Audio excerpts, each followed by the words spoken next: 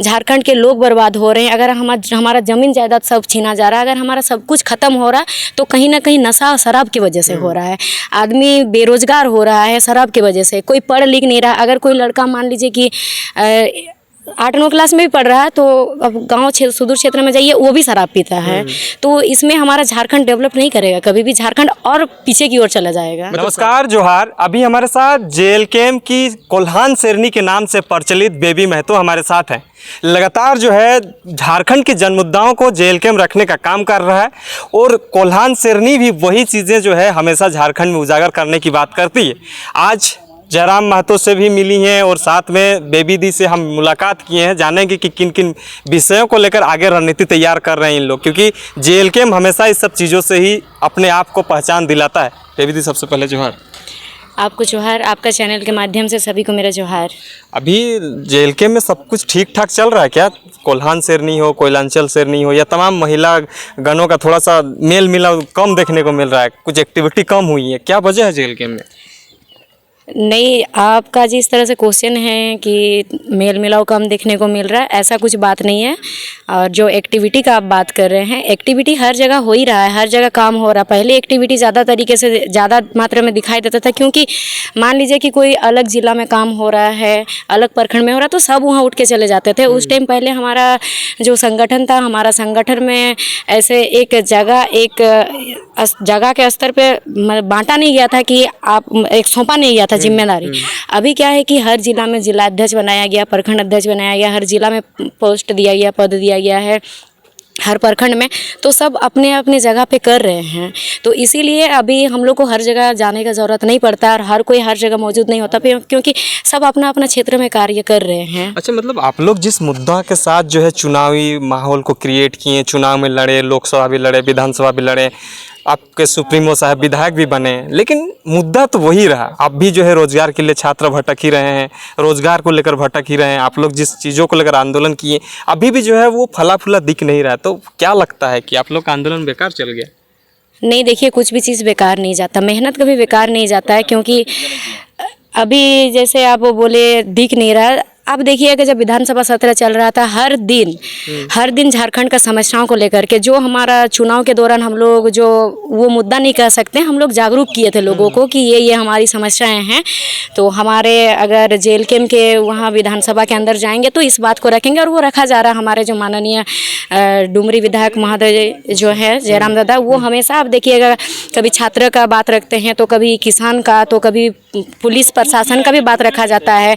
हर झारखंडी का, हर गरीब मजदूर का, गरीब शोषित परिवार का, सबका बात विधानसभा के अंदर रखा जाता है। महिलाओं को क्या जेएलकेएम में आदिवासी महिला हो, तमाम जो अल्पसंख्यक महिलाएं हैं, क्या जुड़ रही हैं? इसको लेकर कोई रणनीति तैयार कर रहे हैं क्या कि इस संगठन में भी जो है, इस पार्टी में भी हम अपने, आप महिला हैं तो महिलाओं का नेतृत्व अब ज़्यादा बढ़ चढ़ कर करती हैं, तो उसको लेकर क्या रणनीति बना रहे हैं आप लोग?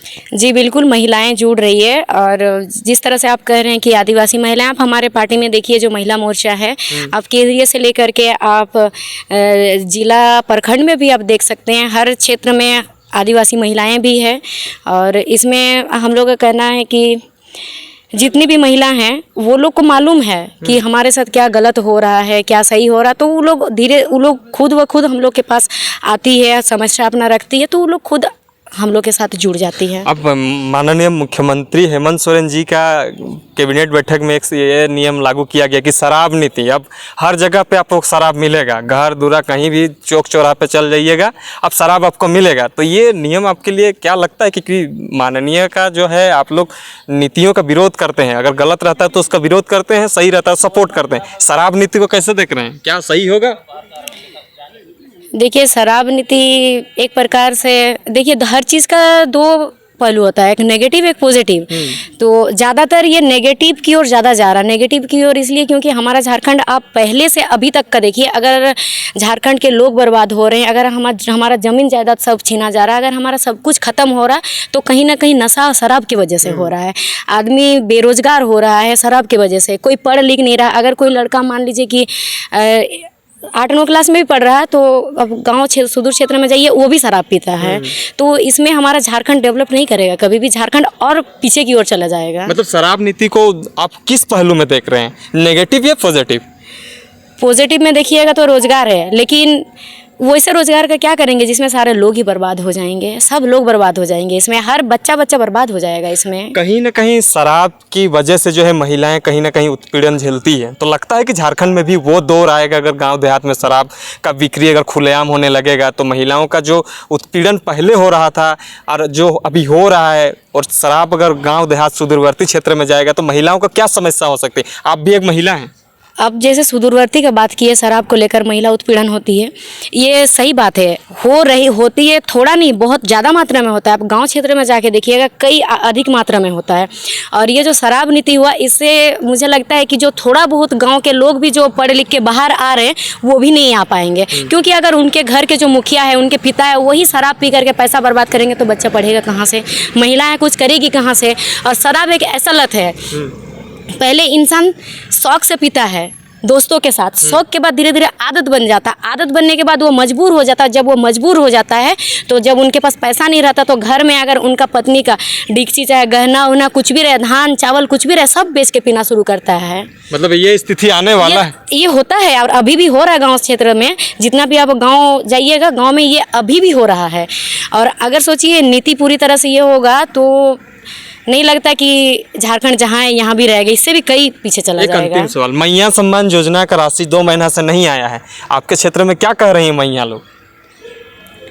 देखिए, हम हमेशा मैया सम्मान योजना जो है, मैया सम्मान योजना के बारे में कहे हैं कि शायद मैया सम्मान योजना के जगह जो वृद्धा महिलाएं हैं, जो विधवा हैं, वृद्धा है, जो विकलांग है, उन लोग को 2500 रुपये महीना में दिया जाए तो ज़्यादा बेहतर होगा, क्योंकि उन लोग को 1000 रुपया मिलता है। जिनको पहले से पेंशन मिलता है ना, उनका मैया सम्मान योजना नहीं मिलता है। और उन लोगों को कितना मिलता है? जिनको पहले से पेंशन मिलता है, वृद्धा हुई, विधवा हुई और विकलांग हुई, उन लोग को 1000 रुपया। अब बताइए, उनका करने के लिए कोई नहीं है। अब एक विकलांग का जाके कहीं काम नहीं कर सकती है, उनको ज़रूरत है 2500 रुपया का। एक विधवा है, जो कि विधवा है, वृद्धा है, मतलब एज ज़्यादा हो चुका है, तो वो भी नहीं कर सकती है कहीं जा कर के काम, उनका कमाने के लिए भी कोई नहीं है, तो उनको ज़रूरत है 2500 रुपया। और जैसे कि हम जैसे लड़की हैं, हम लोग जैसे हैं, तो हम लोग का जो पढ़ी लिखी लड़की है उन लोग को रोज़गार देना चाहिए। मतलब रोजगार, हाँ, रोज़गार देना चाहिए, क्योंकि हम शुरू से ही मैया सम्मान योजना को लेकर के यही बात कहते हैं कि रोज़गार मिलना चाहिए। योजना उन लोगों को मिलना चाहिए जिनका कमाने के लिए कोई नहीं है। बहुत बहुत धन्यवाद। तमाम चीज़ों के लिए बने रहें, देखते रहिए जोहार, नमस्कार।